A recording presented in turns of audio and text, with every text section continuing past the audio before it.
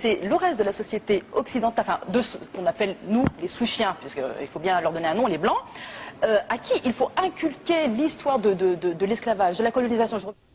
Oui, alors tout ça, moi je passe des heures et des heures sur Internet à regarder tout ça. Et alors ça s'est passé à Bagnolet, la mairie de Bagnolet a prêté la salle, il y avait du monde. Et alors là j'insiste, quand je regarde le public, quand on est un jeune issu des quartiers, on a été très déséduqué finalement par nos éducateurs gaucho-trotskistes, qu'on a été sous la tutelle de SOS Racisme, c'est-à-dire de Julien Drey, de Sopo et d'autres. Il y en avait un qui avait pris 4 ans de prison, là. Je ne parle pas de Fodessila, qu'on avait trouvé avec 2 kilos de cocaïne. Il s'en était sorti pour consommation personnelle. Enfin voilà, quand on était à la tutelle de ces gens, effectivement, quand on voit Ouria Boutelja, on a un sursaut de fierté, c'est déjà mieux, quoi. Voilà. Donc moi, les gens qui vont écouter Printemps, comment ça s'appelle ? Printemps des quartiers 2012, je leur en veux pas du tout. J'aurai leur âge et j'aurai leur origine sociale pour faire de la sociologie bourdieusienne, j'irai et je vibrerai, quoi. Voilà.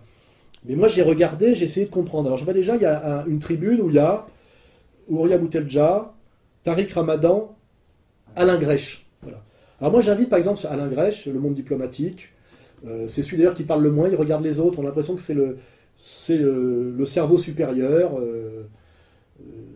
Alors moi je ne vais pas encore en rajouter une couche, hein. J'ai déjà parlé de Cohn-Bendit, du rabbin Bernheim, de Attali, etc. Vous allez regarder sur Wikipédia le CV d'Alain Grèche, son parcours, d'où il vient, etc. Voilà. On est toujours quand même dans ces gens qui aiment bien, un peu comme Madame Blétrache, se passionner pour le tiers-monde, donner des leçons, des ordres, des conseils, chapeauter des trucs pour lesquels finalement ils n'ont aucune légitimité. Et que Kémy Séba, à qui Kémy Séba dit « occupez-vous de vos fesses hein ». Voilà. Les impérialistes belges et français, les colonisateurs, on s'en occupe. Ne prétendez pas que vous êtes là pour nous aider, vous nous faites chier. Pourquoi faut que vous soyez toujours les intermédiaires de tout ? L'intermédiaire étant celui qui touche sa commission au passage. Hein, voilà. Voilà, vous avez déjà été intermédiaire dans l'affaire Bakri. Ça a finalement été assez nuisible, puisque c'est la cause quand même de la pacification de l'Algérie en 1830. Enfin, voilà. Donc on a ce monsieur Grèche qui regarde le monde diplomatique, machin. Regardez la gueule qu'il fait quand Ouria Boutelja parle. Moi, ma spécialité, c'est comme quand je vois Chomsky parler, je regarde... il y a l'autre qui est derrière lui. Je regarde Arabal, regardez Chomsky. Noam Chomsky, que pensez-vous des théories du complot ? Quand on dit par exemple que le 11 septembre n'a pu avoir lieu qu'avec la complicité du gouvernement des États-Unis ? Non, c'est ridicule. Et puis de toute manière, il n'y a aucune preuve sérieuse. C'est implausible, c'est improbable, ça n'est pas logique. Regardez la tête que fait Grèche quand Ouria Boutelja parle. Il s'agit peut-être de s'interroger sur qui nous sommes. Alors qui nous sommes, celles et ceux qui ont parlé aujourd'hui à la tribune, comme cet Irakien qui il y a quelques années, lancé sa chaussure sur la gueule de Bush, eh bien nous sommes inoffensifs. Je crains que nous ne soyons que des lanceurs de chaussures. Nous ne sommes que des lanceurs de chaussures. Alors après, vous voyez Ouria Boutelja qui parle, le printemps 2012. Alors elle s'écoute parler, elle dit n'importe quoi, ça veut rien dire. Elle est très, très jolie et très bien habillée, là-dessus je reconnais, et assez émouvante. Mais elle dit n'importe quoi, elle dit nous nous battons, c'est pas trop pourquoi, nous sommes les lanceurs de babouches. Alors moi je reconnais qu'elle lance des babouches, mais elle ne les lance pas au président des États-Unis. Elle les lance aux Portugais de la cité, qui habitent dans la cité avec les Maghrébins. Elle insulte le peuple de France, et surtout, alors elle appelle au soulèvement des banlieues avant le premier tour des présidentielles. Et elle fait référence aux émeutes de 2005. C'est-à-dire elle demande à des jeunes de banlieue, effectivement, qui ont une souffrance mal identifiée et peu explicitée, ce qui est la pire des souffrances quand vous ne pouvez pas la nommer. Elle les appelle à quoi ? À brûler des bagnoles avant le premier tour de la présidentielle en banlieue. Avec en plus des revendications bien haineuses, anti-françaises. Et quand une racaille se met à parler, je dirais, il roule d'emblée pour le Front National et Sarkozy. Hein. Voilà, à la limite, ça ne me gênerait pas. Je pense que c'est... Mais c'est là que je dis, à quoi ça sert de pousser des jeunes avant le premier tour à aller brûler des bagnoles et à faire des émeutes dans les quartiers, ce qu'on appelle les quartiers en banlieue, avant le premier tour ? Pour qui cela roule-t-il ?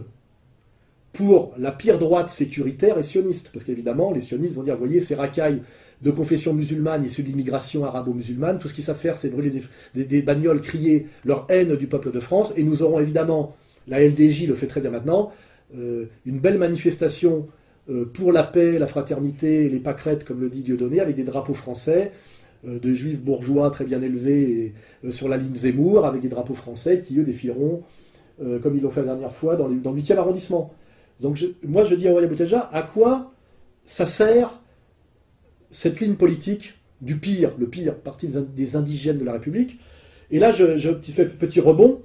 Gamal Abina, un espèce de voyou qui, évidemment, que le PS voulait faire monter en le faisant passer à la télévision chez Guillaume Durand sur France 2, collabeur de énième génération, qui était venu essayer de me ratonner au théâtre de la main d'or pour que j'enlève le fait que Horia Boutelja était salarié de l'Institut du monde arabe. Parce que moi je dis, la première question qu'il faut poser, c'est qui te paye, hein, c'est ça, voilà. Je dis à quoi ça sert ce que fait Horia Boutelja pour la cause des jeunes issus des quartiers, et finalement, quel maître sert-elle plus ou moins à son insu? Et là, j'ai dit les pistes. Comment se fait-il qu'elle est salariée de l'Institut du monde arabe? Pourquoi ne démissionne-t-elle pas? Et pourquoi on ne la vire pas? L'Institut du monde arabe, c'est exactement la même structure de financement et de contrôle que la Ligue arabe. C'est-à-dire que quand on est payé par l'Institut du monde arabe, c'est comme si on était payé par le Qatar. Il faut le vérifier. Voilà.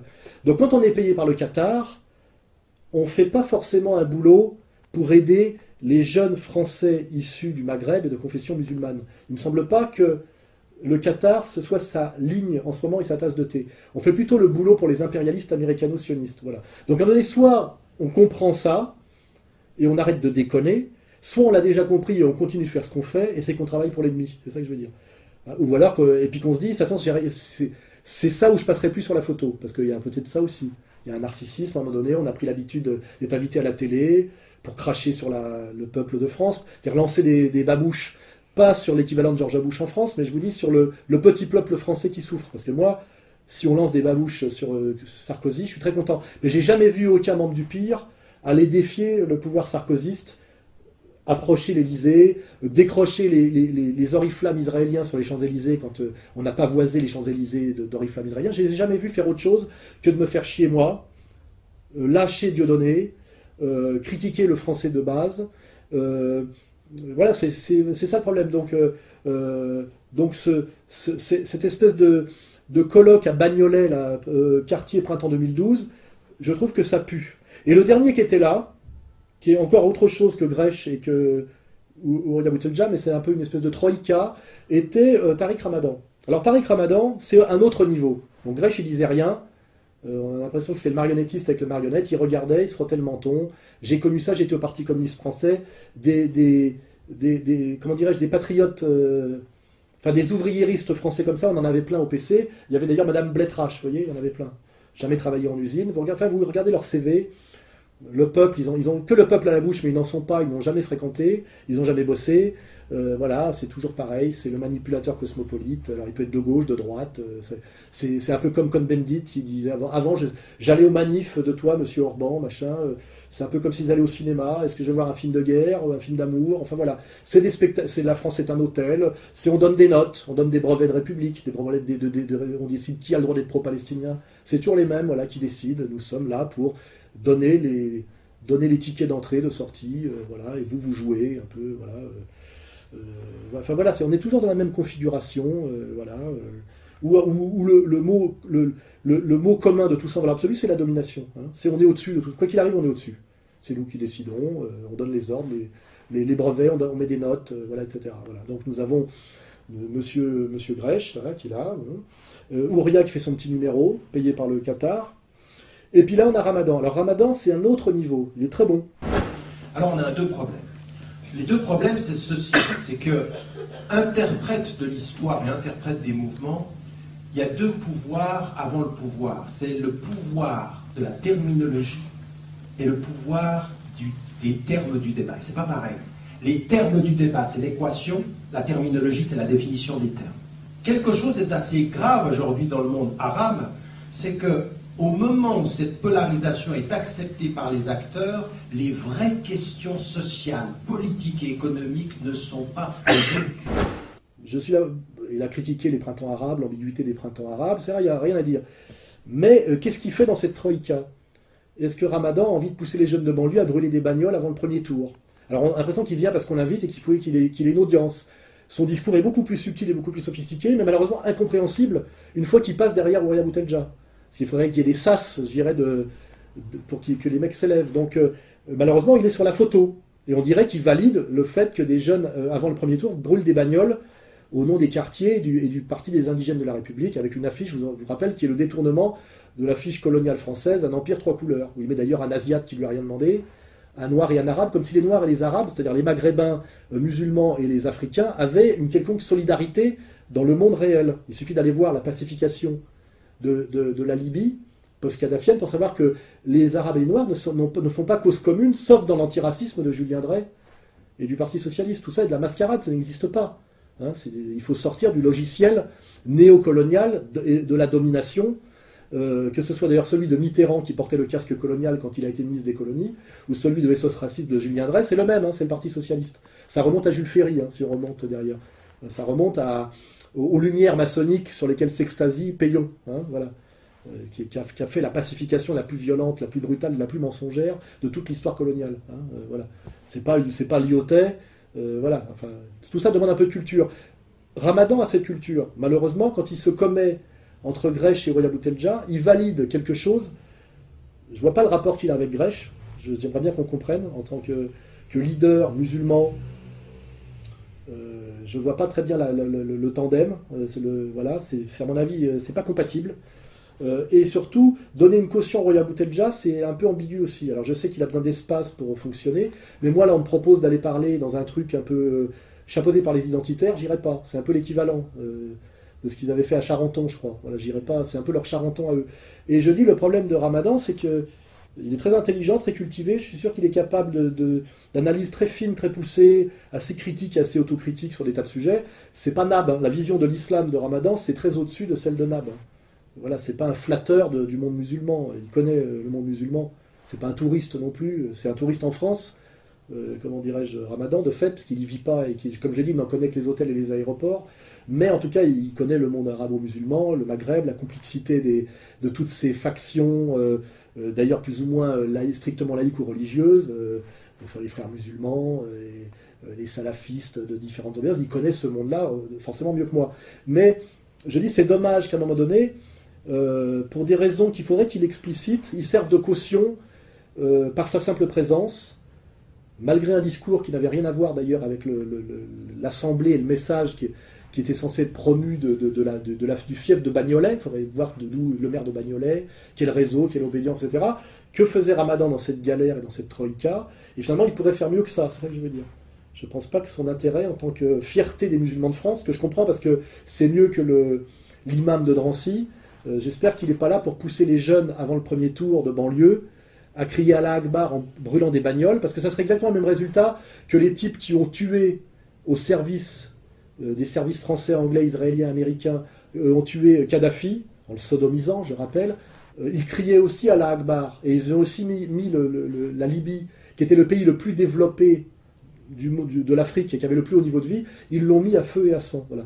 J'espère que Ramadan, qui a beaucoup de mal à discuter avec moi parce qu'il a très peur de se faire punir par nos maîtres à tous, qu'il a parfaitement identifié, j'espère que Ramadan n'a pas pour but de pousser les jeunes de banlieue à foutre le feu à des bagnoles en banlieue avant le premier tour des présidentielles en criant Allah Akbar. Parce que là, il ferait vraiment le jeu de la droite sioniste contre laquelle je lutte moi, même à l'intérieur du Front National, hein, comme je l'ai démontré chaque fois qu'il l'a fallu. Voilà. J'aimerais que Ramadan, qui a un très bon niveau de culture et un haut niveau d'intelligence, fasse un boulot au niveau de ses qualités et de ses compétences. Et qu'il n'aille pas se commettre dans ce truc de Bagnolet comme il s'est commis. Parce que moi, de mon côté, je ne me commets pas dans les réunions identitaro-nationalisto, je sais pas quoi, païenne ou cathotrade, parce que justement, je garde une certaine distance. Attention, je ne leur tape pas sur la gueule, mais je garde une distance qui me paraît politiquement et moralement saine et raisonnable. Voilà. Et moi, je le dis, ceux qui pousseront, pour conclure sur ce sujet, à ce qu'il y ait des émeutes ethnico-confessionnelles de sous-prolétaires de banlieue avant le premier tour, en brûlant des bagnoles en banlieue, les bagnoles de leurs voisins, hein, ils ne vont pas attaquer l'Élysée, et en criant Allah Akbar, sont des salopards, des collabos du système de domination mondialo-sioniste, et ils feront le plus sale boulot. Voilà. Et je le dis maintenant, ils ont l'intelligence pour le comprendre. Donc maintenant, pour qui roulent-ils et à quoi servent-ils? C'est la question que je leur pose. Et surtout, je m'adresse aussi aux jeunes des banlieues qui les écoutent. Voilà, si vous voulez aider à ce que se passe en France, ce qui se passe en ce moment en Italie du Nord au niveau des coalitions et des rapprochements, ou aider à ce qui se passe en Hollande, etc., continuez à écouter ces manipulateurs idiots, pervers, ou certains qui n'ont rien à faire là. Voilà. Ils ne sont ni manipulateurs, ni idiots, ni pervers. Si ce sont des diseurs de vérité, ils n'ont rien à faire là. Voilà.